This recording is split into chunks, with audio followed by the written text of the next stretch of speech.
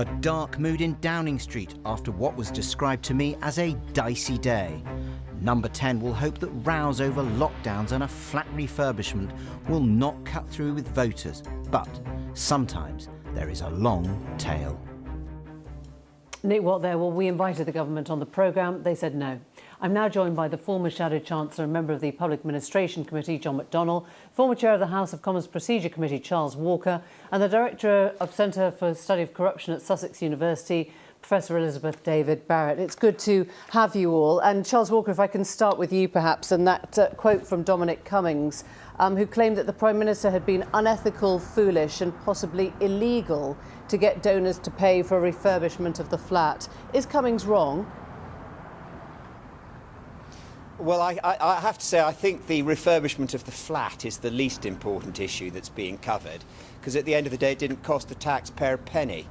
Either the Prime Minister's paid for it or Tory party donors paid for it. I don't really care who paid for it as long as my constituents didn't pay for it. So it's cost the taxpayer nothing. Well, the taxpayers get irritated when they end up funding things. So I'm sorry. It's to me. I just think I just can't understand why you in the media are so obsessed by taxpayers not funding a redecoration. Me and the media and Simon Case, who said there's going to be an inquiry into the money that was spent. From what we know, 30,000, which is the public allowance of taxpayers' money, was spent. That's fine.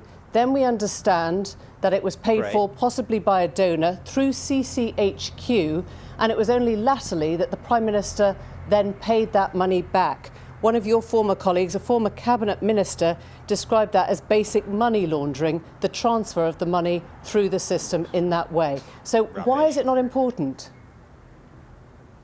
But because it isn't. The taxpayer hasn't. Sorry, I'm confused. Did the taxpayer the 30,000? It was confusing, the question you put to me. Has the taxpayer paid the 30,000, or have they paid part of the 58,000 with Tory party donors picking up the rest, or the Prime Minister? I'm not entirely sure what the issue is here. The fact of the matter is there was an allowance that may or may not have been spent, but the taxpayer's not out of pocket. So taxpayers are worried when they're paying for refurbishments. If they're not paying for refurbishments and private donors are, it tends to be of little concern to the taxpayer, to be perfectly honest, despite what former cabinet ministers may or may not say. And it doesn't worry. I think we have confirmed that 30,000 of it, which was the allowance, was paid for by the taxpayer. We'll put that on one side. Right, But it does suggest... Which is allowable, yeah. Of course, which does suggest unethical borrowing, though. I guess what I'm asking you is, you will know how backbenchers are feeling. You've chaired the 1922 committee. You'll know about the texts from and with Dyson. You'll know about the reckless quotes about human life. You'll know about discussing the halting of an inquiry that could be embarrassing. Does none of that alarm you at all?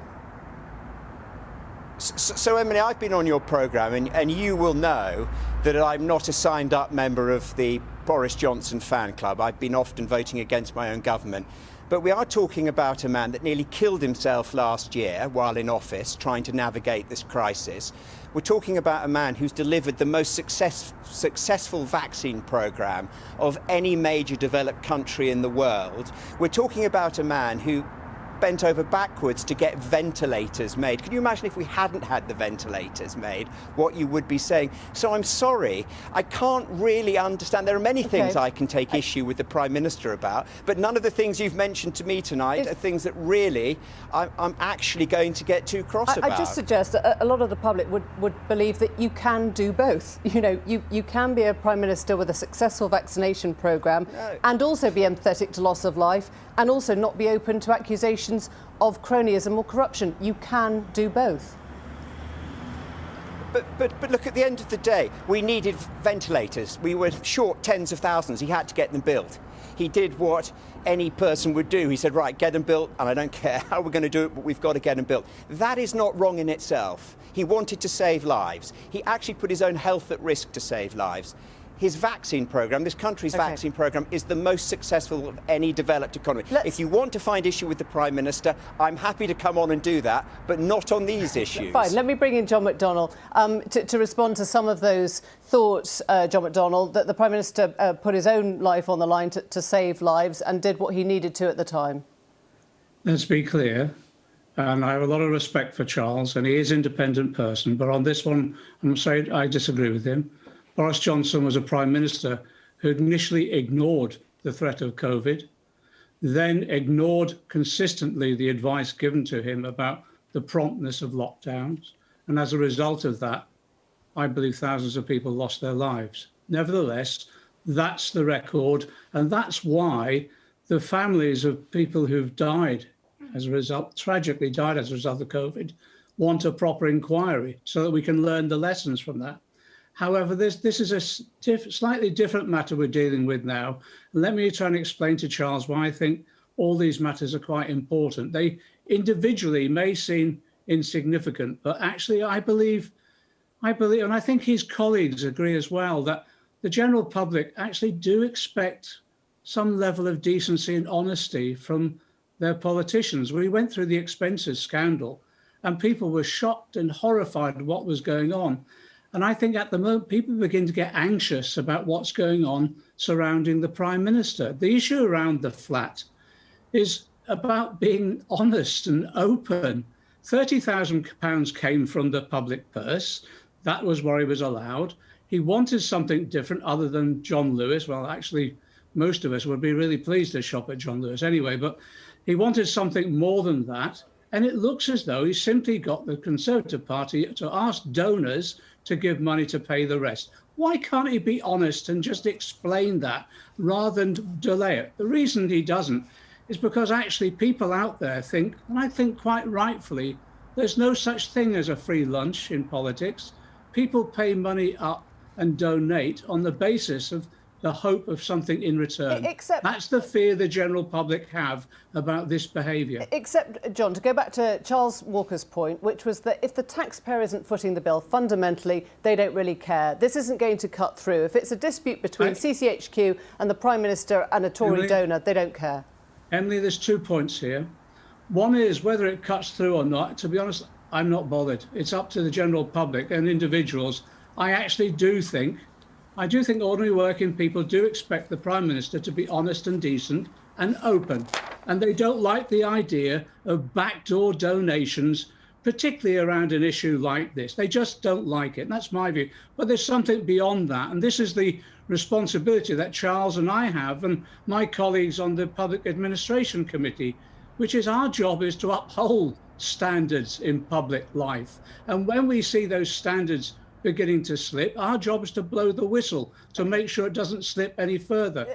And if you saw what happened on the Public Administration Committee today, it was Conservative members as much as Labour members who actually were looking pretty aghast at what was going on in number 10 around different contracts, the appointment of Lex Greensill, apparently without a contract, able to advise government in number 10, even though he could have been a beneficiary of some of the policies that he was developing. And that thread ran all the way through the discussions we had today. Okay. And on a cross-party basis, we're worried about the slippage of standards. Let me bring in Professor Liz David-Barrett, because that question of upholding standards comes down to proving that wrongdoing has happened. There's so many strands of the stories, Liz David-Barrett, and so many inquiries now ongoing. How do we know what, if anything, was done wrong? Well, I think one of the difficulties is that we don't know exactly what's happened here. So the government has not been very transparent about who exactly was paying what to whom, and they haven't really disclosed the interests, just like they haven't met their obligations to publish the list of ministers' financial interests. They're supposed to publish that twice a year, and they haven't published it since July of last year. And the point of these transparency rules is not just that we see whether decisions are being influenced by, for example, receiving a gift or a donation, but it's also that the transparency and openness allows us to be confident that our public office holders are not being influenced and that all their decisions are being made in the public interest. If you're in public office, transparency is actually your way to show that you're not corrupt. Can you say, hand on heart, Charles Walker, that this doesn't worry you? This perception that there is so little transparency or accountability with what's going on?